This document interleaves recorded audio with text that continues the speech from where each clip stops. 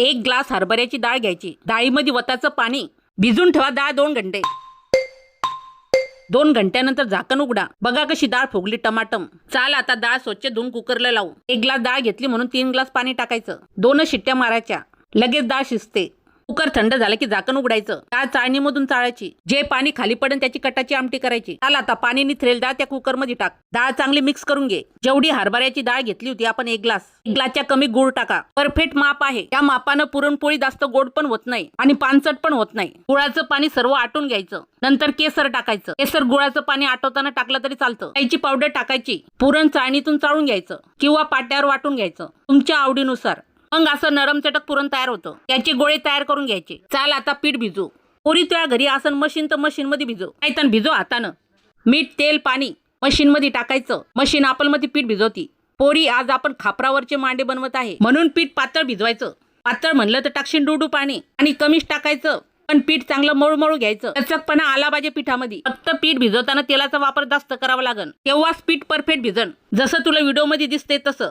मेहनत लागती पोरी, पण खापरावरच्या पुरणपोळ्या पण लागतात चवदार। खापरावरच्या पुरणपोळ्या करणं एक कला आहे पोरी। ती सर्वांनाच येत नाही, पण ध्यानात घे, शिकलं तर येतं। पाय याला म्हणतात खापर। पहिले याला पाणी तेल लावून तयार करून घ्यायचं। नंतर हे खापर गॅसवर ठेवायचं। खापर चांगलं तपू द्यावं लागतं पोरी, तेव्हाच पुरणपोळ्या परफेक्ट बनतात। आता जे पीठ आपण मळून घेतलं पुरणाच्या उंड्यासारखे साईज करून घ्यायची त्याची पण। हाताला मात्र तेल लावेलच राहू द्यायचं। सर्व उंडे तयार करून घ्यायचे। मग त्याच्यातलाच एक उंडा घ्यायचा। त्याला आता तांदूळाची पिठी लावायची। पिठामध्ये उंडा चांगला घोसळून घ्यायचा। पुरणाचा उंडा त्या पिठावर ठेवायचा। आता पुरणाचा गोळा पिठामध्ये लपवायचा, म्हणजे पोरी पुरणाचा उंडा तयार करायचा। उंडा तयार करताना पण जे वर पीठ राहिलं असन ते काढून टाकायचं, म्हणजे एक्स्ट्रा पीठ काढून टाकायचं। तांदूळाच्या पिठाच्या सहाय्याने चांगली पुरणपोळी लाटून घ्यायची पोलपाट भरून। हे पाय पोरी, अवघड काहीच नाही। तुला पाहून वाटत असं अवघड, पण एकदा शिकलं की येतं सारं। वेळ लागतो शिकायला, पण एकदा चुकन दोनदा चुकन, तिसऱ्यांदा मात्र नक्की येईल। पोळी लाटणं झालं की हाताच्या सहाय्याने त्याला खालीवर करायची। खापरावर तेल लावून पुरणपोळी टाकून द्या। फक्त ध्यानात घे पोरी, तेव्हा खापरावर पुरणपोळ्या शेकायला जातो फार चटका लागतो। टिशूच्या सहाय्यानं पुरणपोळी खालीवर करायची, म्हणजे चटका लागत नाही। आता सांग बरं पोरी, कोणाकोणाला खापरावरच्या पुरणपोळ्या येतात आणि कोणाला मांडे बनवता येतात?